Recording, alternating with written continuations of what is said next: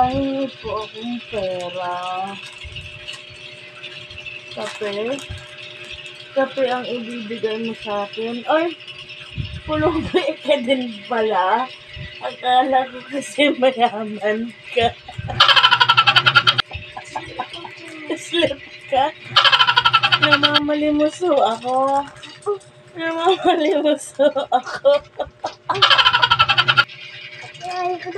Wala akong pera.